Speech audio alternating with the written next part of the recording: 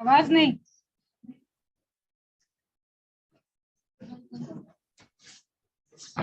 पहले तो dissolution of partnership. A partnership can be dissolved without dissolving the firm. मतलब ma'am Hindi में भी एक्सप्लेन करे क्या? यहाँ तो मतलब पार्टनरशिप जो कितने प्रकार के हैं, कितने एग्रीमेंट के द्वारा, नोटिस के द्वारा, कोर्ट के द्वारा, ये से यहाँ मतलब हम डिसोल्यूशन के बारे में बोल रहे हैं। तो मतलब ये partnership can be dissolve without dissolve the firm.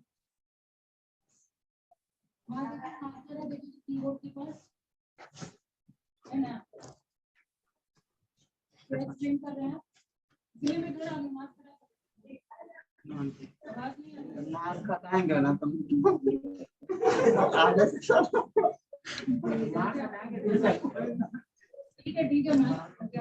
ये partnership can be dissolve. Ma'am यहाँ पे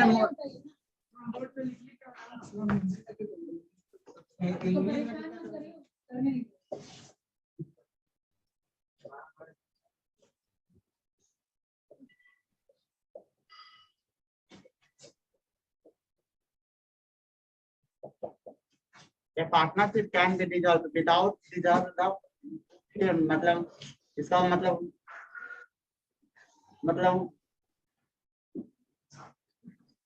कंपनी को, मैम कंपनी को पार्टनर मतलब कंपनी रहेगा तो पार्टनरशिप अगर कोई मतलब खत्म होना चाहे, मतलब उससे अलग होना चाहे तो वो अलग हो सकता है। ये partnership can be dissolving.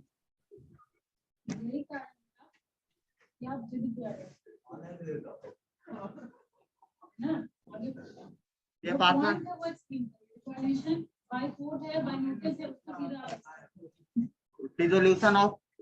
Dissolution by agreement. Dissolution by agreement मतलब इसमें मेन पॉइंट हो जाएगा, मतलब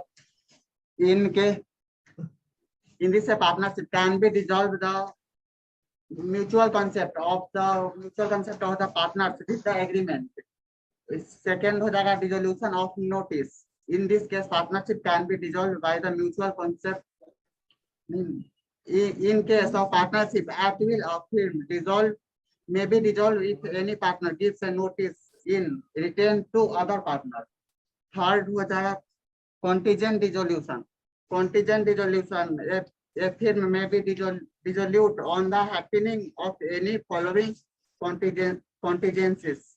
इसमें हो जाएगा on the expiry of the term, if the fixed period, completion of the firm venture, or death of the partner or partners as insolvent हुआ. Compulsory dissolution.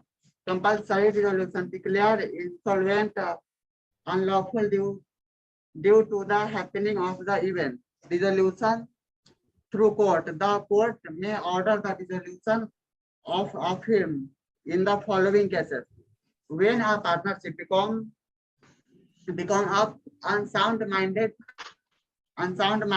permanently incapable of performing his duties as a partner, breach of the partnership agreement. There are many more reasons. Ma'am, scroll.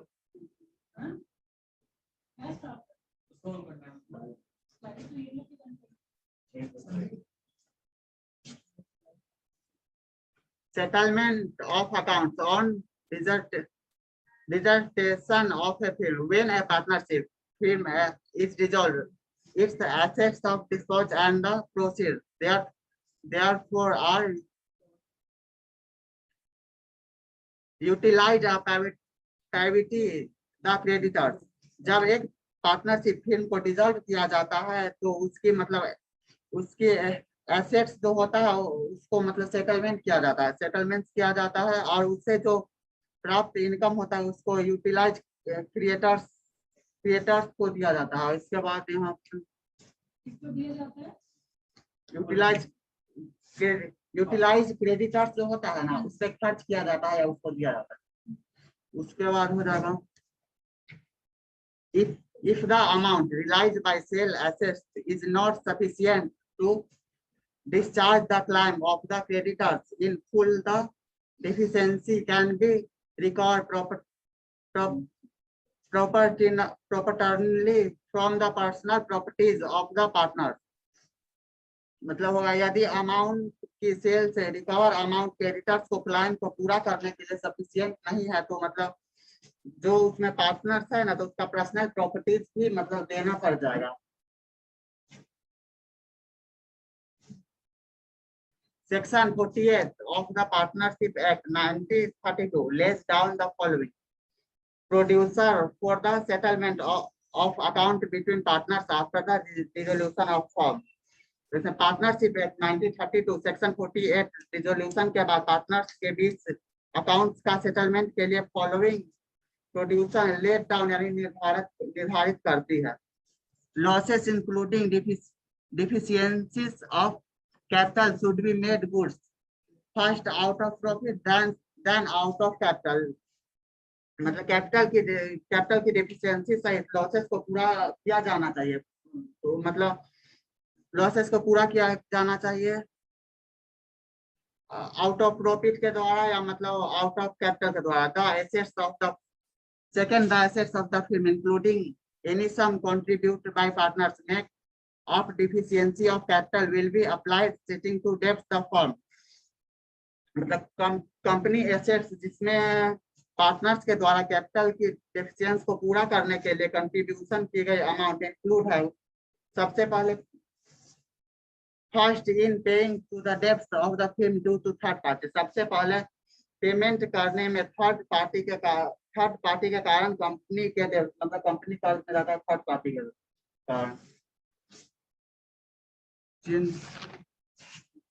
Then I paying to each other relatively any advances of loans given by him, addition or apart from his contribution। फिर प्रत्येक partner उसके capital contribution के अलावा उसके द्वारा दिए गए in advance को डेब्ट को पेमेंट करने में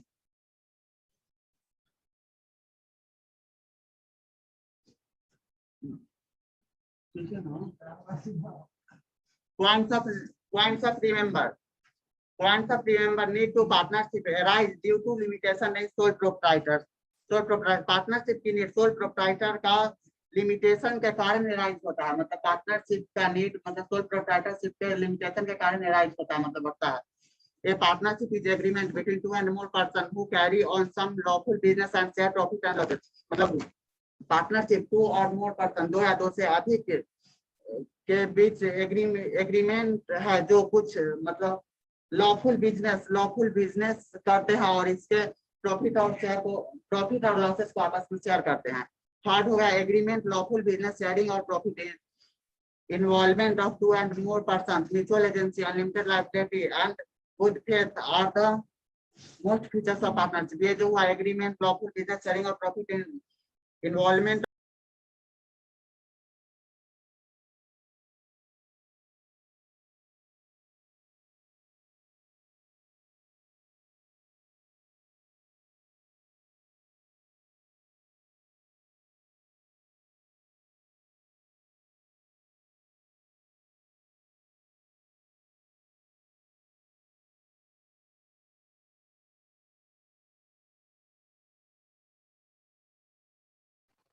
माइक म्यूट हो गया मैम।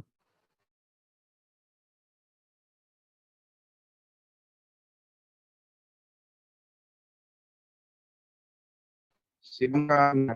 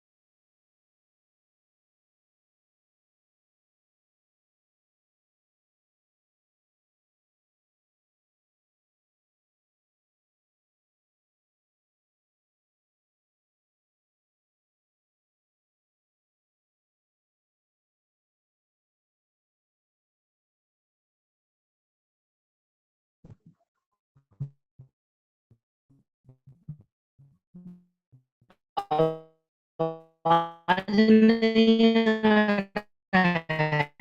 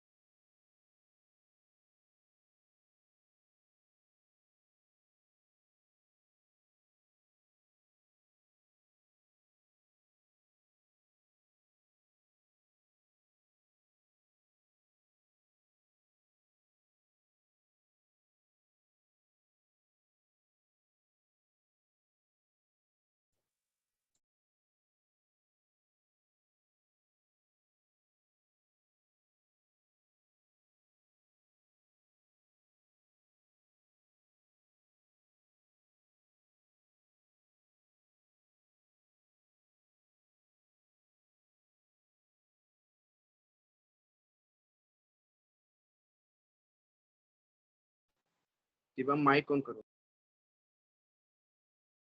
माइक ऑन करो शिवम।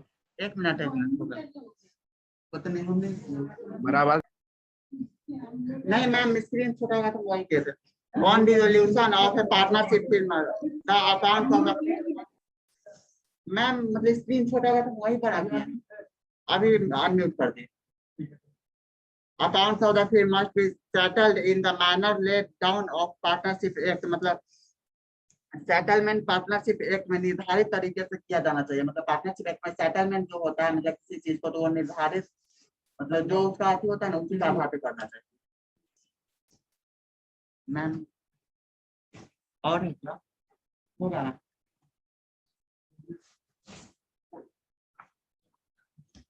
थैंक यू मैम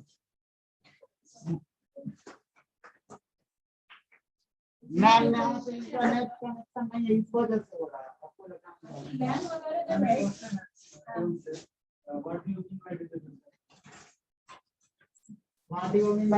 मतलब डिसोल्यूशन का क्या मतलब होता है ना बात मतलब डिसोल्यूशन ये वाला मतलब है कि मतलब दो या दो मतलब कोई भी मतलब दो या दो से अधिक सिंगल लेकिन मतलब कोई भी कंपनी अगर खड़ा की है तो मतलब उसको अगर खत्म करने का मन है या खुद से करे आप मतलब पार्टनरशिप में मतलब होता है ना कोई मतलब कोई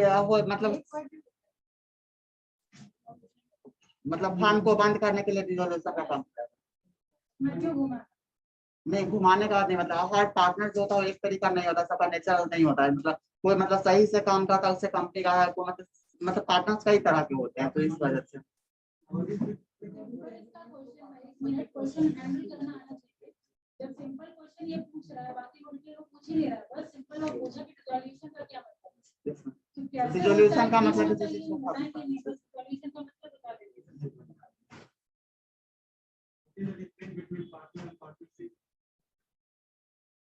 पार्टनर्स होता है मतलब जो लोग मतलब काम कर रहे हैं ना, मतलब हम 4 लोग काम कर रहे हैं, तो मतलब ये लोग मतलब पार्टनर्स हुए, मतलब काम कर रहा है, मतलब सब लोग जुड़ के अगर किसी चीज में काम कर रहे हैं तो पार्टनरशिप का मतलब ग्रुप एक्टिविटीज हुआ वो। इंडिविजुअल पार्टनर जब मिल गए पार्टनरशिप कहलाएगी।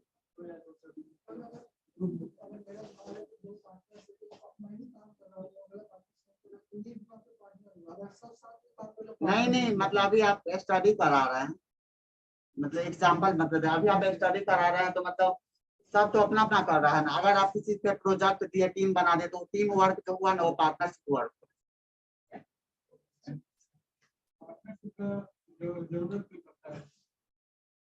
पार्टनरशिप का जरूरत इसलिए पड़ता है, अगर हम कोई बड़ी कंपनी खड़ा करना चाहे तो उसको मतलब अकेले हैंडल नहीं कर सकते, उसके लिए मतलब कुछ मतलब हमारे पास वो तो डिवीजन ऑफ वर्क भी चाहिए, कैपिटल मतलब हर चीज का समावेश है, खासकर लोगों का, मतलब हर क्षेत्र में मतलब एक इंसान हर चीज को हैंडल नहीं करता, तो मतलब सबको मतलब जिसको जिस चीज में इंटरेस्ट हो तो मतलब उसमें उसको लगा देंगे, तो मतलब उससे हमारा कंपनी भी आगे चलेगा, और जिसको जो काम में इंटरेस्ट है वो काम भी सही से करेगा।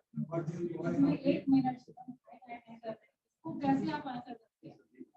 जैसे ये क्वेश्चन पूछा पार्टनरशिप का जरूरत क्यों पड़ता है, यहाँ पे सबसे पहले आपका फर्स्ट फॉर्म ऑफ जो आपका ग्रुप एसोसिएशन का होता है सोल प्रोप्राइटर, यस मैम, है ना। सोल प्रोप्राइटर में कोई कमी रही, जब पार्टनरशिप आया तो सबसे पहले आपको सोल प्रोप्राइटर के बारे में थोड़ा सा बताना चाहिए, उसमें ये कमी था, क्या क्या कमी था, वन मैन शो था। सोल प्रोप्राइटर तो वो बताइए, मतलब खुद से किसी चीज को मतलब खरीद करे या मतलब उसको चलाए, मतलब सोल प्रोप्राइटर अकेले। इसका आंसर कैसे देते हैं वो मैं बताती हूँ। जैसे आप पहले बोलते कि पहला है आपका सोल प्रोप्राइटर, उसमें ये कमी था, वन मैन शो था, जो डिसीजन लेना है उसको लेना है, सब में सारा मैनेजरियल स्किल नहीं होता। कई बार दे सकते आप लोग, जब मैं यहाँ खड़े होकर बोल रही हूँ शिवम के लिए बता रही हूँ, ठीक है। तो ये आप बताएंगे कि वन मैन शो है, एक पर्सन में सारा स्किल होना पॉसिबल नहीं है, ठीक है। इसीलिए पार्टनरशिप फॉर्म का जरूरत पड़ा और पार्टनरशिप टाइप ऑफ एसोसिएशन की जरूरत पड़ी, और उसमें ये सारा जो आपका ड्रॉबैक है वो सब ड्रॉबैक पार्टनरशिप में नहीं है। लाइक 3-4 पार्टनर्स मिलकर के काम कर रहे हैं तो सब में अलग अलग स्किल है, है ना। तो मतलब अपने स्किल के अनुसार अगर हम डिवाइड कर दे, मतलब इनको कुछ और करने में मन लगता है, उनको कुछ और, अगर हम इनको वही काम देंगे तो वो सही से कर पाएंगे, अगर मतलब इनको पढ़ना अच्छा लगता है, इनको खाना बनाने दे देंगे तो वो सही से नहीं हो पाएगा, तो मतलब जिसको जिस चीज में इंटरेस्ट है उसी काम को देना चाहिए, तभी हम आगे बढ़ सकते हैं। एग्जाम में भी ऐसे क्वेश्चन पूछा जाए उसका हैंडल आप ऐसे करें, ठीक है। हाँ, और कुछ अनसर्टेन लैक यानी मतलब कमी। अभी तक आपको ट्रांसलेशन का प्रॉब्लम नहीं हुआ? मैम हम खुद से बहुत ज्यादा सॉल्व किए हैं, लेकिन फिर भी कोई कहीं कहीं वर्ड जो है ना वो मतलब प्रॉब्लम क्रिएट कर देता है, जिस वजह से हम सेंटेंस मेकिंग नहीं कर पाते हैं।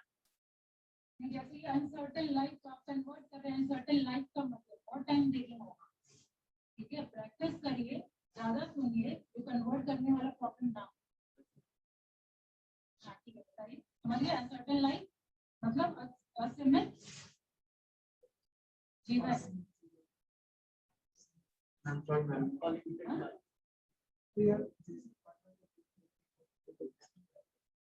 असीमित लाइफ, तो ये तो मतलब रिजोल्यूशन में भी सब कुछ पार्ट है, मतलब कोई पार्टनर का डेथ हो गया तो मतलब पार्टनरशिप अगर कोई वर्क करना चाहता है तो एग्रीमेंट के द्वारा उसको करना है, तो मतलब जब तक वो मतलब कंपनी है तब तक वो काम कर सकता है, अगर वो बोलेगा तो मतलब खुद से एग्रीमेंट को वापस कर लेगा, या मतलब खुद के द्वारा मतलब हम इसको छोड़ रहे हैं, अगर वो बीच में अगर डेथ कर गया तो वो अनसर्टेन लाइफ हुआ। मतलब एक जगह आप संदीप बता रहे थे शुभम, ये आप लोग सेटलमेंट ऑफ अकाउंट जो बता रहे थे, पहले कहाँ से आता है, पहले कहाँ से पैसा निकाला जाएगा? सेटलमेंट अकाउंट में पहले जो मतलब कंपनी से पैसा मतलब जो उसमें बेनिफिट बोलने दीजिए, वो सही बोल रहे हैं। उसमें जो मतलब अगर हम कहीं से कर्ज लेकर पैसा मतलब कंपनी चलाते हैं तो जिसको कर्ज है वो तो चाहिए। अगर कंपनी बंद करना चाहते हैं तो मतलब उसका जो कर्ज है तो जो अगर हमें कंपनी से जो प्रॉफिट हुआ है उसमें से देंगे। अगर उसमें से उसका कर्ज नहीं चुका तो मतलब जो उसका पार्टनर है कंपनी का तो वो कैपिटल से देंगे। मैं कैपिटल तो पूंजी वही हुआ ना। पूंजी और प्रॉफिट एक ही है। नहीं दीदी, प्रॉफिट यानी लाभ, पूंजी यानी पैसा। तो फिर क्या, जैसे मान लीजिए 1 लाख हम पूंजी लगाए, कैपिटल लगाए, ठीक है, प्रॉफिट मान लीजिए 50,000 का हो, वो 50,000 हमारे लिए प्रॉफिट है। और जो पैसा हम लगा रहे हैं कंपनी में 1 लाख, 1 लाख कैपिटल है, तो पहले वो 50,000 से निकलेगा, उसके बाद 1 लाख से निकलेगा, और उसके बाद पार्टनर्स का जो प्रॉफिट शेयरिंग रेशियो है, तीसरा आएगा आपका प्रॉफिट शेयरिंग रेशियो, बताया। और फिर दिया किसको जाएगा, सबके लिए ये तो समझ रहे हैं ना। और फिर दिया किसको जाएगा, पहले किसको जाएगा? पहले तो मतलब जो उसका पार्टनर रहेगा उसी को मतलब पहले पार्टनर को जाएगा। मतलब कंपनी का लॉस प्रॉफिट है उसको पहले बाहर के लोग आउटसाइडर को, आउटसाइडर पार्टी को सेटल करने के बाद थर्ड पार्टी को सेटल करने के बाद आपस में कंट्रीब्यूट कर देगा। आपस में कंट्रीब्यूशन पहले नहीं होगा, पहले कुछ पार्टनर एडवांस किए रहते हैं। मैम तो प्रॉफिट शेयरिंग रेशियो लीजिए, पहले थर्ड पार्टी को, फिर दूसरा जो डिस्ट्रीब्यूशन होगा कि कुछ पार्टनर एडवांस भी देते हैं, कैपिटल कंट्रीब्यूट करते हैं, ठीक है। एक होता है 50,000 सब दिए, और आप मान लीजिए कुछ एक्स्ट्रा 1 लाख दिए, तो बाकी पार्टनर्स को पहले डिस्ट्रीब्यूट नहीं होगा, पहले आप जो दिए हैं एक्स्ट्रा पहले फिर आपको मिलेगा। अगर मतलब अगर 2-3 लोग मतलब 50,000 दिया और 1 लोग 1 लाख दिए, मतलब उसका जो प्रॉफिट होगा तो मतलब सभी का मतलब एक समान इक्वल नहीं होगा, मतलब जो ज्यादा दिया उसको ज्यादा बेनिफिट होगा, जो कम दिया लोन और एडवांस वाले को सेकंड नंबर उनकी बारी, और फिर थर्ड पोजीशन होगा वो आपका प्रॉफिट शेयरिंग रेशियो है, इस तरीके से उस तरीके से डिस्ट्रीब्यूशन, ठीक है। ऐसे सेटलमेंट हो, पहले कहाँ से सेटलमेंट होगा ये पता होना चाहिए, फिर किसको पहले सेटल करेंगे वो बता, ठीक है। तो पहले हम लोग डिसाइड कर लेते हैं ना, पार्टनरशिप डीड में हम लोग ये तो डिसाइड कर लेते हैं कि इसका इतना % प्रॉफिट है, इसका इतना % प्रॉफिट है, पहले निर्धारित कर रहता है।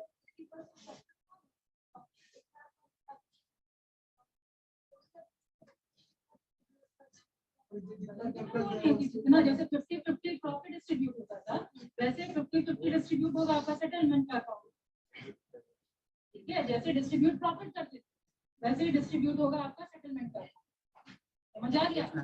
अच्छे से हैंडल किए। देखिए किसका बोलनेस बड़ा, आइए बैठिए, बोलनेस किसका बड़ा, बोलने से